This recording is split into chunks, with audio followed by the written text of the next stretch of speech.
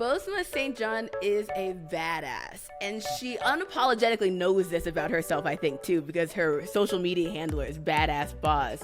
So if you have not followed her career, she's had a really amazing career. She was head of global consumer marketing at Apple Music, then went on to be chief brand officer at Uber, chief marketing officer at Netflix. She's now on Real Housewives of, I think, Beverly Hills, and she's just launching a new brand. Girl, when I look at your resume, I feel tired. Are you tired?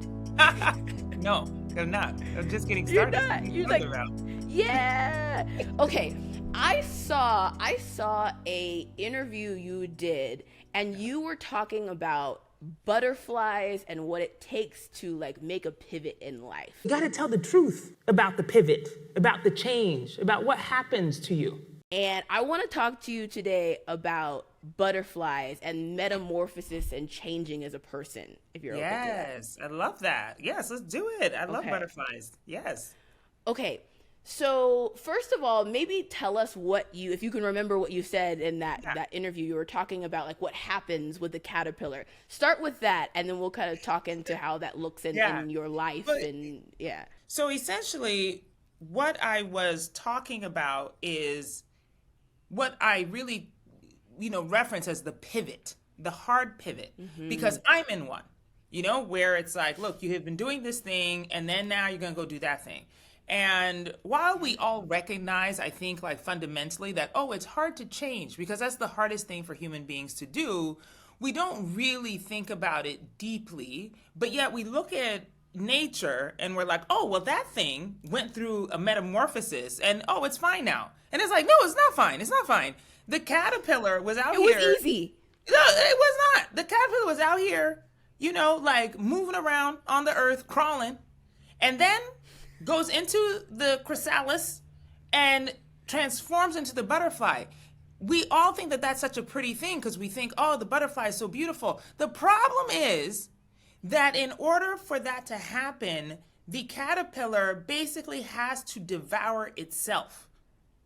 Like, literally has to devour itself. And I'm always like, well, what part did you go with first? Is that up to the caterpillar, or is there some natural order in which you digest your own being in order to become the new thing? Yeah.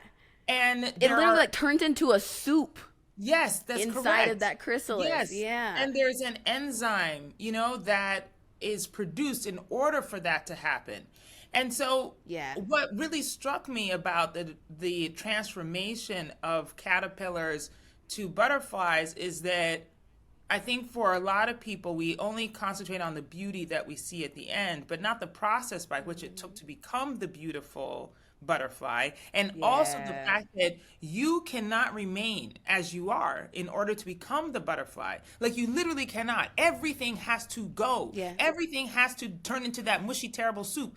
And so it's like a lot of us spend so much time in the foundation building, in creating this thing of ours. And then when you're ready to pivot, you're like, oh, great, this is like a house. I'm just going to build on top of this foundation. No, ma'am.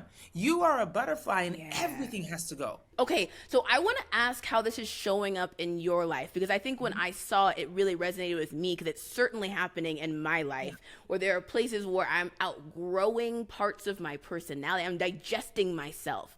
So from the outside looking in, if I look at your life and career that's public, it feels like corporate business executive Boz is kind of getting digested in some ways, and you're moving into some new things.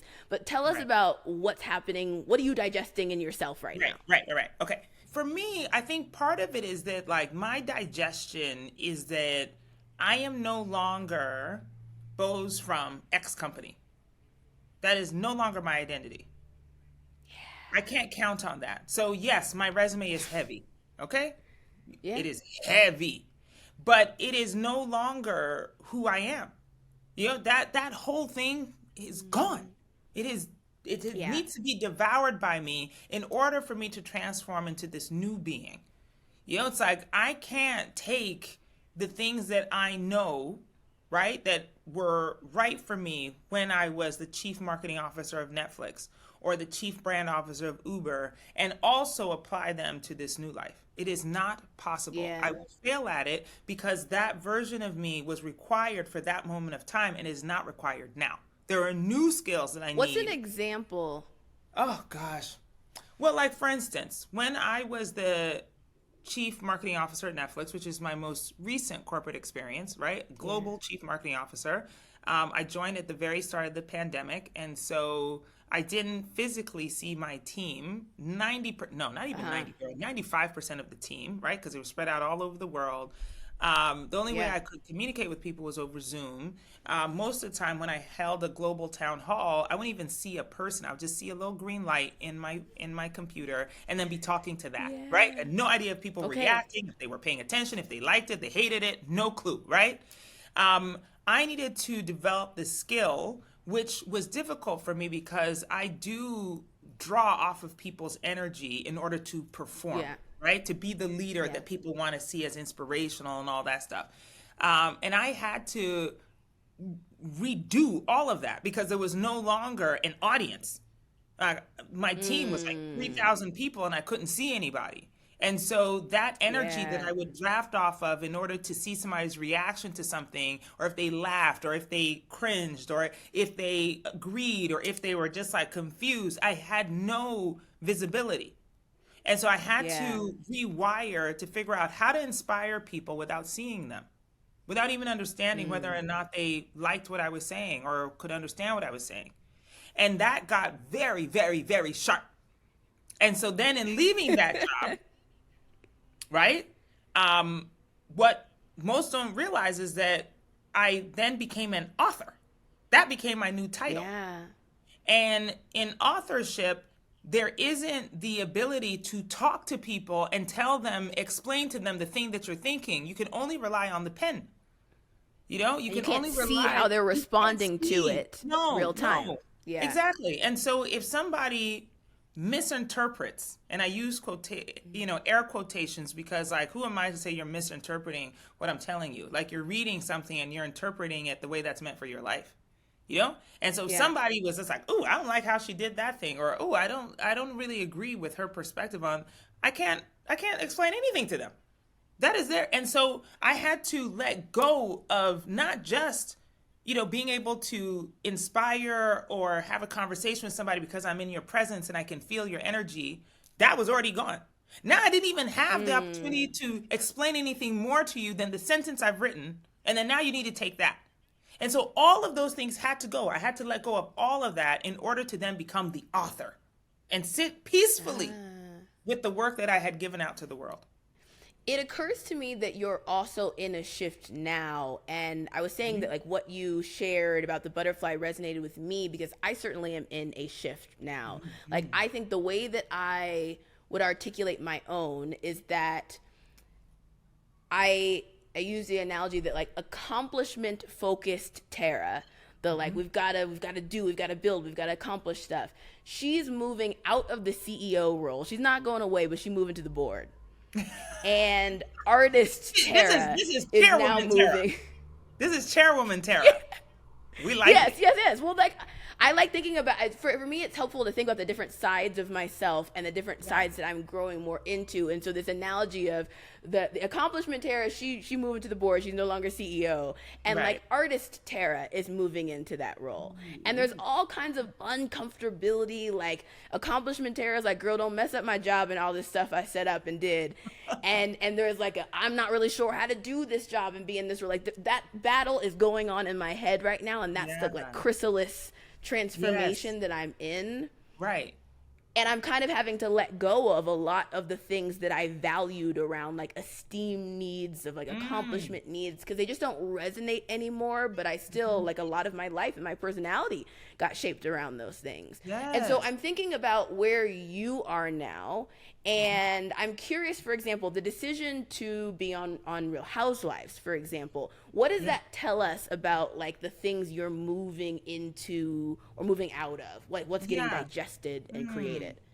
Such an interesting question because, a lot of my life has been, a lot of my public life, let me put it that way, a lot of my public Right, life has right. been in the past tense, meaning that by the time the world sees any business decision I've made, it's past tense. It's old. I made that a year ago, Yeah. 2 years ago. Depending on strategy, right? Because when you're a business person, you're making decisions on strategy that will be rolled out in a few years, right? Right. And so when people would be like, oh my gosh, this brilliant like strategy or this amazing product or oh my gosh, this incredible commercial, this partnership that you built. Yeah, you're talking about something I was working on 18 months ago, 2 years ago, right? So it's always past Yeah. tense. Yeah. When I would even speak, publicly about relationships, specifically my relationship with my husband who passed away from cancer, it was always in the past tense. I think most people who like follow me in a public sphere feel like they know me. They feel like, oh yes, we know Rose. Like she's great. And I'm like, yes, Yeah. you do, but you also know past tense me. Yeah. you don't It's know not in present. real time. It's not in real time. And what I'm answering then is like, why the move to reality or why the move to this platform, which is that I find that in this moment right now, I want people to know me in present tense. I want you to know me as I am right now.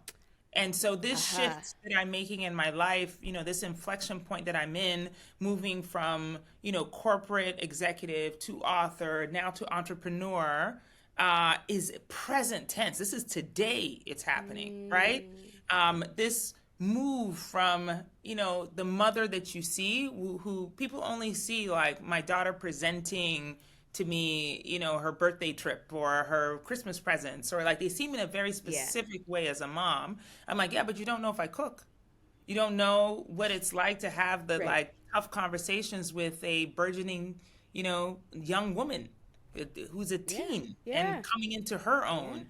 You don't know what it's like in my love life today. You have no idea if I'm dating somebody or if I'm not, or if I'm celibate or any of those things. You have no idea. And So the that show movie- allows you to create something present. Yes. And so it's Okay. present tense And for the me.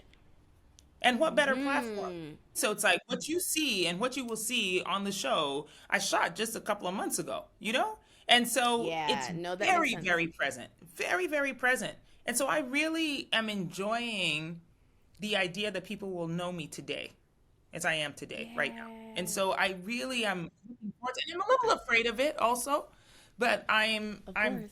very excited about what that will look like and what that will develop in me and how I will change and evolve based on that too. Okay, so we're talking about like identities that get digested and new ones that form, but I also want to talk about keeping in line with the butterfly analogy, like with the timing of change, like when you know it's time to change. Yes. And if I look at your what I publicly see in your career, I actually I'm gonna do like a honest share here. I think there was a point where I had a view that if someone moves around from job to job and it feels somewhat frequently, because I think there were a couple like 1 to 2 year stints, that meant something negative, at least in my head. And I think I've really changed that because I understand a lot more about what it means to like follow what's good for you and desire and be leaning into that as opposed to trying to force something that's not necessary.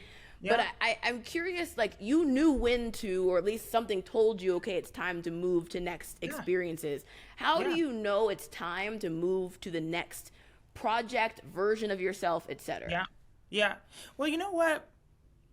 It's interesting. Now I know we are in a culture where people are just like, oh yeah, I don't care what people think and da da da da da da. But the truth of the matter is that you care. And that is what is keeping you from making the moves because you care about what people are going to say. Now, I'm not saying you care about what strangers are going to say, but you probably care about your mama's going to say. You care about what your partner's going to say. You care about what your best friend is going to say. And so therefore you're caught because you're thinking that you're saying, I don't care what people think because you're talking about the greater public, but actually you care about what the people in your circle, what they're going to say about you. Girl, you can't keep a job. Like, you can't keep a man, like it is, but maybe you're making decisions based on a true understanding of yourself. And so for me, how do I know it's time to change? Because I know it's time to change. The answer is in the question. I know it's time to change. And by the way, I've made it a habit for many years. I mean, probably 15 years, maybe longer, that I don't ask people for their opinion about anything. Yeah. And when I say anything, I mean anything. I'm not that girlfriend who's gonna call you and be like, girl, this is what I'm wearing to wherever we're meeting at. What do you think? Never, not one time.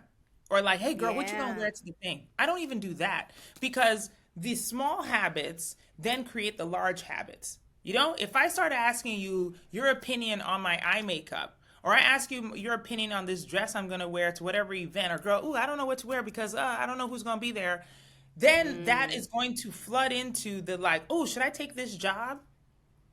What do you think about this thing that my partner did, and whether or not I should like it or not?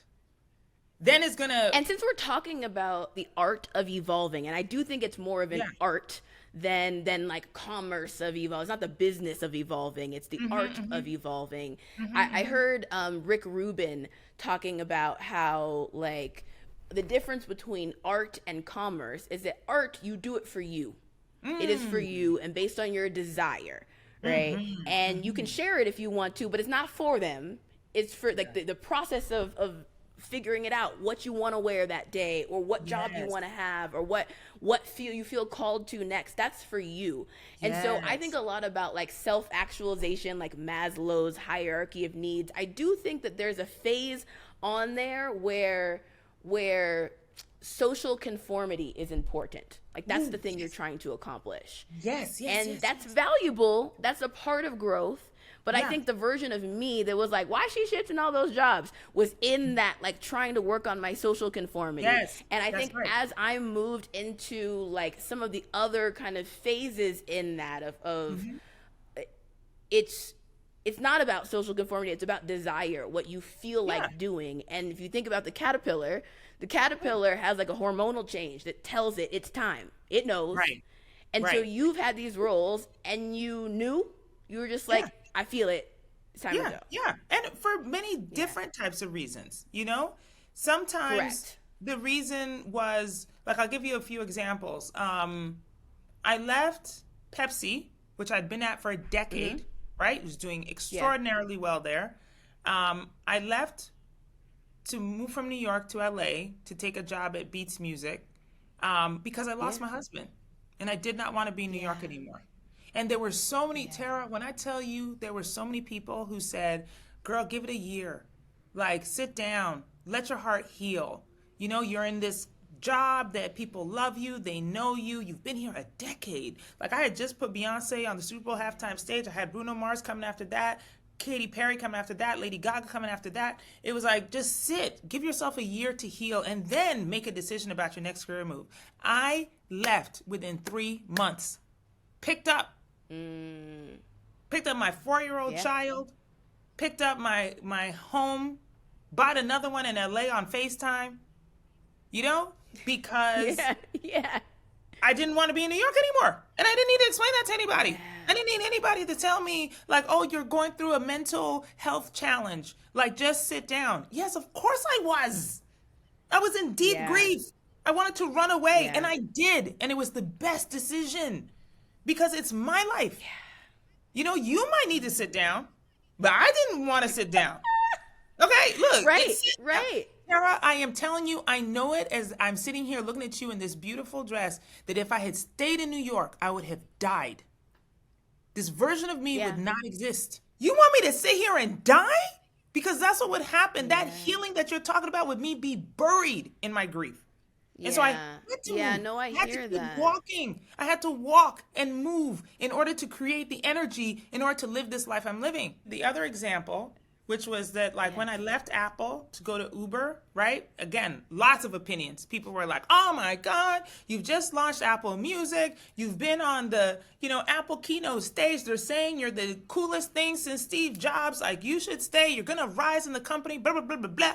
And I was going to Uber where there was so much strife. The freaking, CEO and founder was getting so much trouble. But because I had just been on the Apple keynote stage, and this I have never told anybody. I'd been on the Apple keynote stage, and coming off of that, they wanted me to be quieter because I made too much noise. I got too much attention. And I knew that at Uber, what they needed was a chief brand officer who would be outside in front of the media constantly and daily. And that was the life I needed. That was the life I needed. And so I was like, oh no, I'm not staying here. Yes, of course, Apple sounds amazing. And yes, I will probably rise and I'll probably get the promotion and blah, blah, blah, blah, blah. But for me and my situation, what I need today is not to be quiet, to not sit down in the freaking office and sit there and look pretty. I want to be outside. Yeah. So I left. What I'm hearing you say is, I think one of the top 2 or 3, maybe 1 characteristics of people who are high achieving and high evolving people, and that is that you're willing to lean into what you want, and that you're using feeling as a compass to tell you this does not feel right, so stop that. This does feel right, so go into that. Yes. And I think that's what I'm hearing you say is the thing that tells you the timing of when it's time to change. Is there anything that helps you accelerate your own personal transformation? It's time, but maybe you feel a little bit stuck. Is there anything you do to get yourself moving and unstuck to accelerate your chrysalis breakdown? I don't know that I've ever felt that feeling. I think the only reason why I haven't felt stuck is because, gosh, I love analogies, and this one might be really weird, but I'm going to go with it anyway, which is that I like weird. It's like when I start to feel the feeling, it's like quicksand. And quicksand, it's like, if you don't get light-footed and run across that sand, you're going to sink, because you're just going to be out here thinking you're moving somewhere. Meanwhile, you're digging deeper into the hole. And then you're stuck. The slower you move, the harder it gets. That's correct. Yes, you need to be light. Across that sand, quick. You know what I mean? Get away from that sand. So that's the way it feels to me. And so as soon as I start feeling the feeling, and again, I can't articulate it. I think we all have it. We just some people are just more tuned in to what that is. And I do think that it requires practice in order to be more tuned in, because oftentimes tuned in and willing to act on it. Yes. But the thing is, I honestly feel that you would act on it if you felt it as acutely as I feel it. So it's not that you feel it. No, you just feel it softer. That's actually the problem. You need to feel it acutely. It needs to feel so uncomfortable that you cannot stay. There is no option. Yeah. So for me, it was look, in that moment at PepsiCo, when people were please sit, heal. And by the way, Tara, these aren't people who hated me. These people who love me. No. Who were concerned about my well-being. And so sometimes I think we think, it's just the haters trying to keep you down. No, these are the people who love you, who are in love with you, who are advising you, and you will sink into the quicksand because you didn't move, because you were not acutely understanding your own desires and therefore moving in it. And the people who love you are the ones who are going to kill you if you don't move according to your own will. Ooh.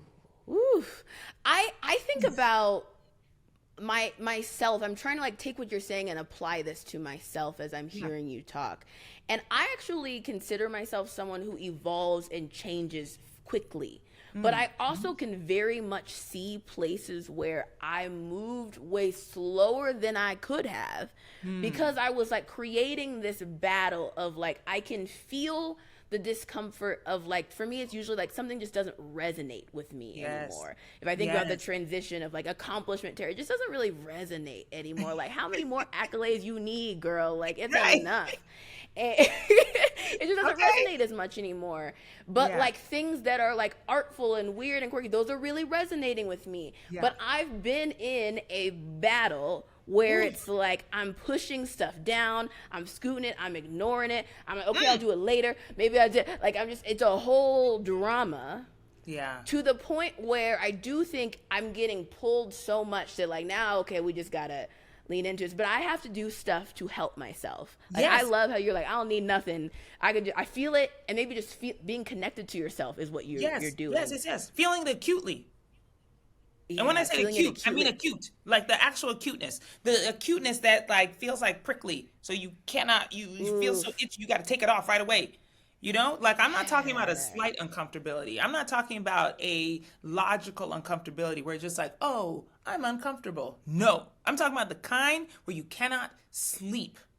I love this conversation because we talk a lot on this show about like women's intuition and using that in your leadership. And I'm really hearing a very potent example in you of knowing, like you're knowing Yes. clearly what you want and Yes. building a really fabulous career around that. And I'm so excited to see like the new depictions of the more current you closer Yes. to you Yes. and kind of watch you evolve and change. Okay, so to wrap this up, do you have any parting advice for women, for leaders, for entrepreneurs who are trying to figure out their own transformation, their own butterfly experience right now? Yeah. Yeah. Well, I would just go back to the acuteness of it all, you know, feeling the acute need. Because to tie it all together, it's like, you're right. I think what happens to the caterpillar to get it to go into this chrysalis is an immediacy, you know, that you cannot continue to be who you are, and you have to go in and you have to Yeah. devour and you have to force yourself out, you know, because without that primal need, you won't do it. It's too hard, you know? And so it's like, Yeah. how do you Yeah. get to that primal, acute need to move where you're not using your logic? Because for many of us, we have been trained in logic. So it's an unlearning of the logic when it applies to our own lives. And I think one of the tools that I have really been working on and advise other people to work on is the hearing of yourself.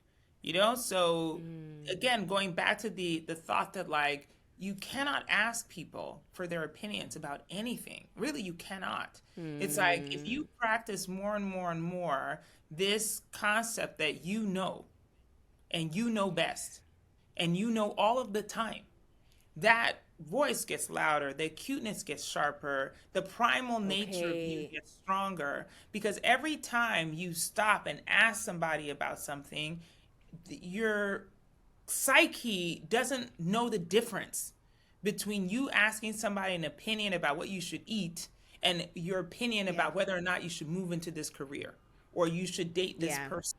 The psyche does not know the difference. And so you will quiet the voice. And it is like any relationship where it's like, if I called you tomorrow and I'm like, Tara, I want to wear something like what you got on right now. Should I wear that or should I wear this? And you say, girl, come over here. Yeah. Let me give you this. Let me put this on. And I'm like, you know what? I'm going to wear this. And you're like, okay, Yeah. cool, fine. Then I don't know why you asked me. And then the next day I come out like, Tara, look, I want to eat this peach or maybe this banana. What do you think? And you say, eat the peach. It has some flavor. Girl, you eat bananas every day. And I'm like, you know what? I'm going to eat the banana. Then the third day I come to you and I'm like, girl, what you think about? Should I wear the blue eyeshadow or this brown eyeshadow? You're going to be Yeah. like, I'm not telling you a goddamn thing, you know, because like I didn't listen to you the first few times. Why would you tell me anything?